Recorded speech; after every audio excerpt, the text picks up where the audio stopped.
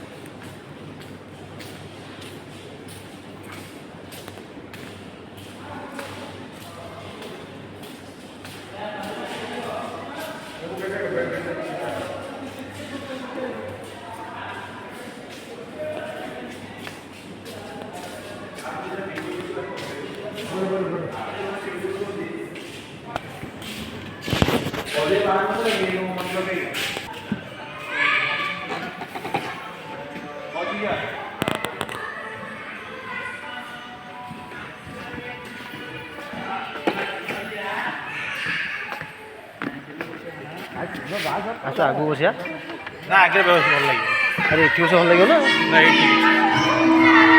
आस आस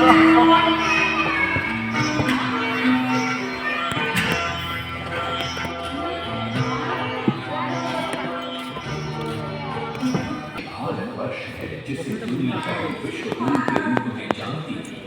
इसी भारतवर्ष का एक महत्वपूर्ण राज्य है ओडिशा।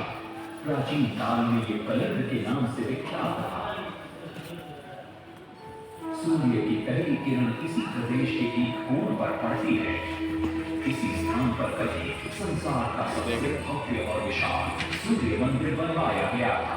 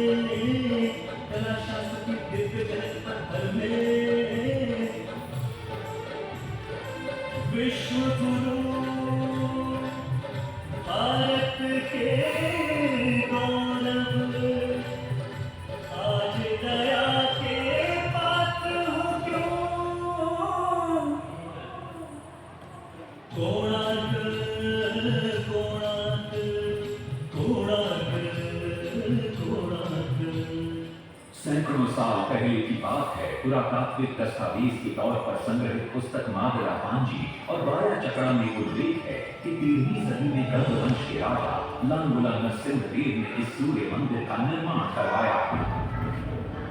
नरसिंहदेव युद्ध में बड़े कुलीन और शक्तिशाली थे और मात्र 18 साल की उम्र में वे अपने पिता राजा आनंदवीर देव की विशाल सेना के प्रधान सेनापति नियुक्त कर दिए गए थे।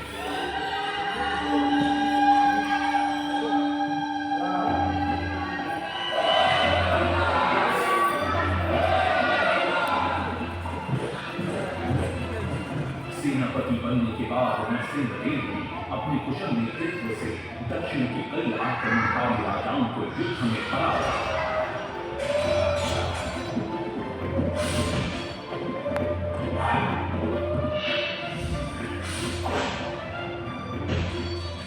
और उनके राजकोष पर कब्जा कर लिया।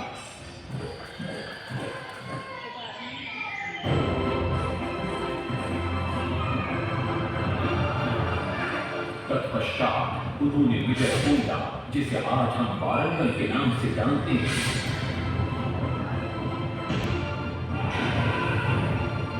कि काकतीय वंश के राजा गणपति को परास्त किया और उनके राजकोष पर भी कब्जा कर लिया।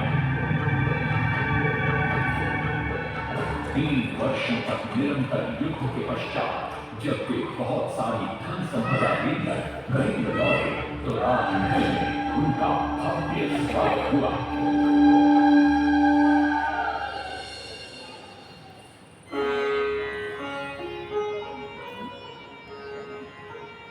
राजमाता कस्तूरी देवी पुत्र नरसिंहदेव की वीरता से बहुत प्रसन्न हुई और पुत्र के सामने अपने मन की इच्छा प्रकट की। कहा, तुम्हारे पिता ने शंख क्षेत्र पुरी में भगवान जगन्नाथ का भव्य मंदिर बनवाया है।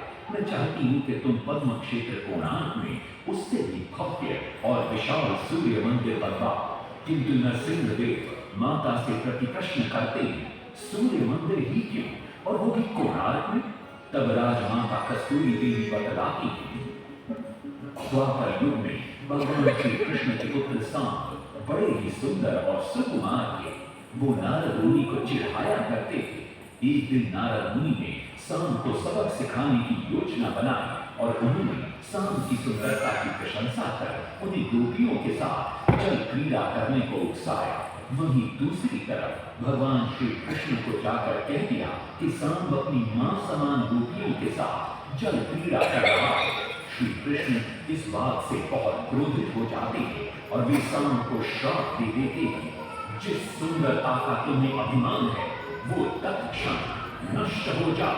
सांब को घोर हो जाता जब सांब राजमहल लौटते और मां जाम्बदेवी को ये पता चलता है कि पिता श्री कृष्ण के श्राप की वजह से सांब की ये अवस्था हुई, तो सारी रानियां क्रोधित हो जाती। नारद जी को बुलाया जाता। वे रोग मुक्ति का उपाय बतलाते हैं। वे कहते हैं, सूर्य की पहली किरण उग्र देश के एक कोण पर पड़ती है जिसका नाम कोणार्क है। समन को वहीं जाकर सूर्य की आराधना करनी होगी।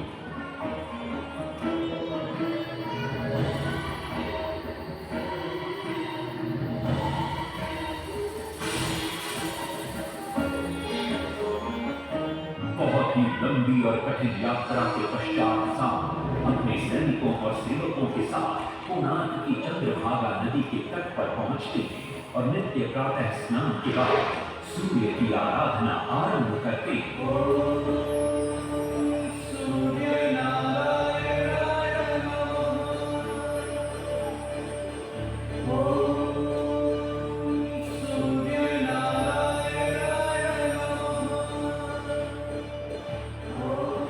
अन्न जल त्याग कर 12 साल की कठिन तपस्या के बाद सूर्य देव प्रसन्न होकर प्रकट होते और सांब को रोग मुक्त होने का वरदान देते।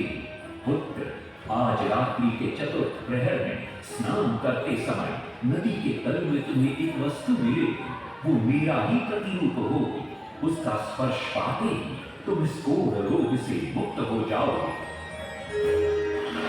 स्नान के पश्चात सांब जब नदी से बाहर आते हैं तो वो रोग मुक्त हो चुके होते हैं। उनके हाथ में एक छोटा सा पत्थर है। उनके सुंदर और सुकुमार शरीर को देखकर सारे अनुचर और सिपाही प्रसन्न होते हैं। सांब उस पत्थर को वहीं स्थापित कर एक छोटा सा मंदिर बनवाते हैं। लेकिन जब उन्हें ज्ञात होता है कि सूर्य पूजा का विधि विधान यहाँ किसी को पता नहीं है, तो वे चिंतित हो जाते हैं। वे ध्यान में बैठते हैं। सूर्य देव पुनः प्रकट होते हैं और सांब के पूछने पर बतलाते हैं कि दूर पश्चिम में साक्य देश के मादा ब्राह्मण पूजा की विधि विधान जानते हैं।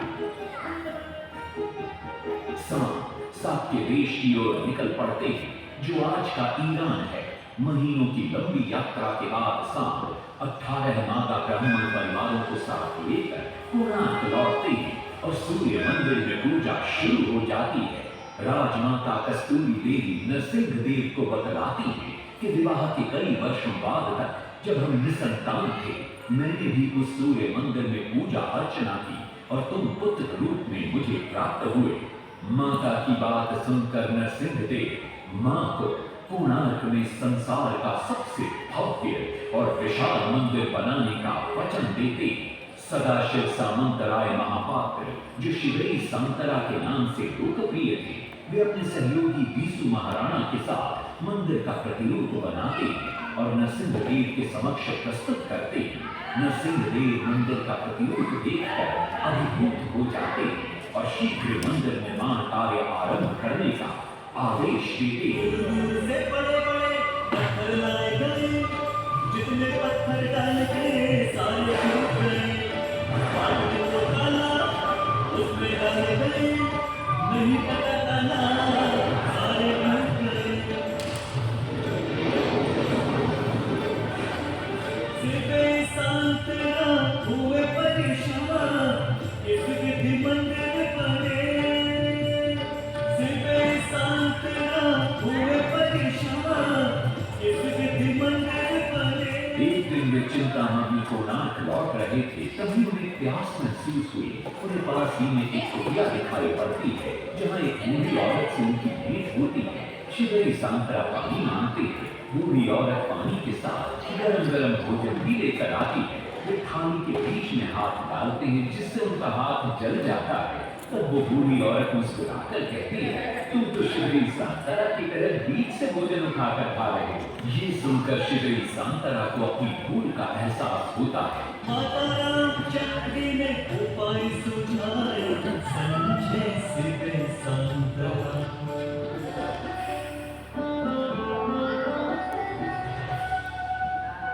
तत्पश्चात वो किनारे से पत्थर डलवाना शुरू करते हैं और मंदिर निर्माण का कार्य तेजी से आगे बढ़ने लगता है। 1200 शिल्पी और 12 मंदिर बनाया, थोड़े साथ सजा तुमने समय पर चला बताया।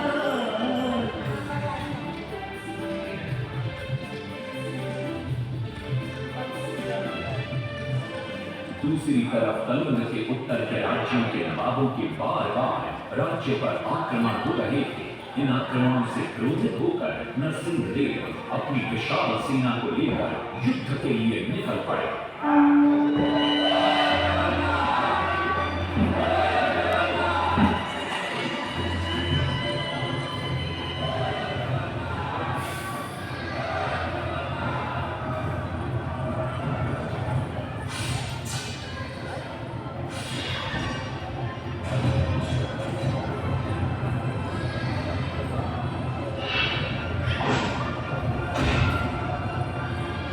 शक्तिशाली गौरवंग के नवाबों को भी युद्ध में परास्त कर दिया और उनसे प्राप्त सारा धन अपने कब्जे में लेकर सूर्य मंदिर के निर्माण कार्य में लगा दिया।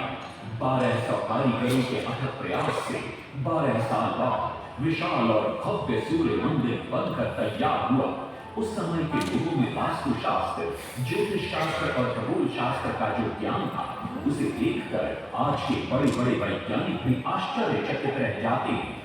कई प्रयासों के बाद भी मंदिर के गुंबद पर कलश स्थापित नहीं हो पा रहा था। क्रोधित नरसिंह देव ने आदेश दिया कि कल प्रातः काल तक यदि कलश स्थापित नहीं हुआ तो सबके सर धड़ से अलग कर दिए जाएंगे। सभी शिल्पकार घोर चिंता में डूब जाते।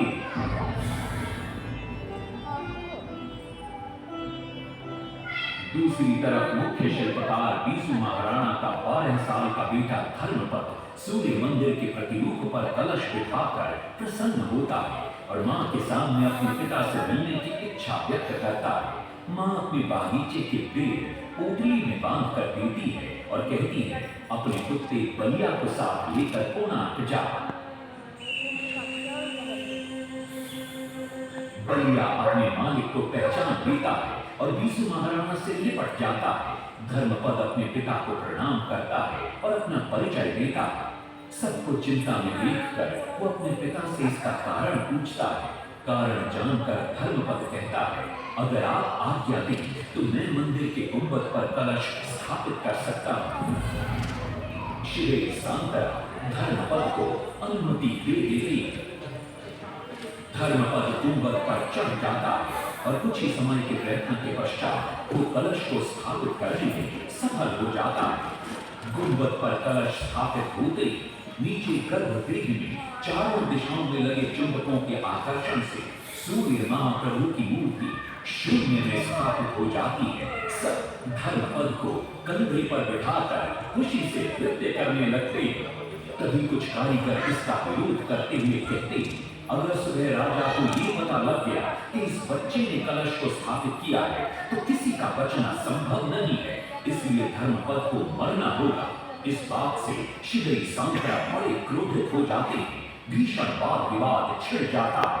ये सब देखकर धर्मपद गहरी चिंता में पड़ जाता है और वो सोचता है कि यदि मेरे जीवित रहने से इन सब का सर काट दिया जाएगा तो इससे अच्छा है कि मैं आत्म बलिदान कर दूं ताकि सबके प्राण बच जाएं।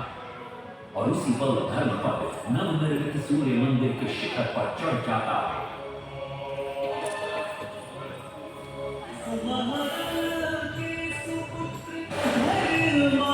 कलश बिठा के त्याग दिए शिल्पियों का मान बढ़ाया। वास्तुशास्त्र के अनुसार बना सूर्य मंदिर। सूर्य उत्तरायण हो या दक्षिणायण हो, सूर्य उदय के आज भी पहले किरण पड़ती प्रभु के ऊपर।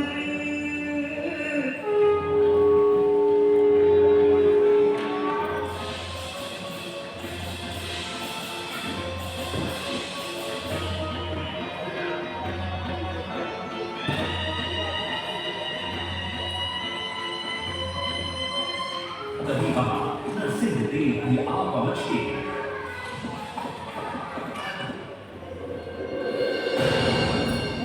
और सूर्य महाप्रभु को शून्य में स्थापित देख वे भी आनंद से भर जाते और श्री सांतरा की पूरी पूरी प्रशंसा करते। वो ये भी घोषणा करते कि मां शुक्ल पक्ष की सप्तमी को मंदिर की प्राण प्रतिष्ठा की जाए। लेकिन श्री सांतरा कहते, राजन तिथि तो अच्छी, लेकिन मंदिर की प्राण प्रतिष्ठा के लिए ये शुभ नहीं। किंतु राजा अपनी बात पर अड़ जाते। श्री सांतरा को दुख होता और कोई वाद विवाद किए बिना वे हमेशा के लिए वहां से चले जाते।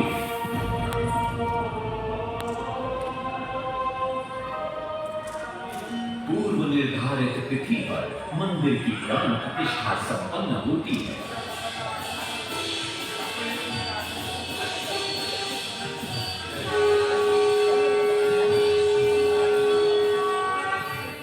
लेकिन कुछ दिनों बाद अमंगल होना शुरू हो जाता है। सबसे पहले विराट सिंह की मूर्ति नीचे आ गिरती है। तत्पश्चात मंदिर की शिलाओं का गिरना भी शुरू हो जाता है। नरसिंह देव को अब समझ में आता है कि श्री सांतरा का कहना सही था, लेकिन देर हो चुकी थी। बहुत साल बाद मंदिर के आसपास जंगल उगा है। और ये मंदिर घने जंगलों के बीच छुप गया। जब अंग्रेजों ने जंगल के बीच इस मंदिर को देखा तो उन्होंने इसका पुनरुद्धार किया। आज आप उसी विशाल मंदिर के भग्नावशेष देख रहे हैं। ये है इस प्रसिद्ध मंदिर की कथा। अब इस कथा में कितनी सत्यता है और कितनी कल्पना है ये तो किसी को नहीं मालूम, लेकिन ओडिशा की जनश्रुतियों में यही कथा विद्यमान है।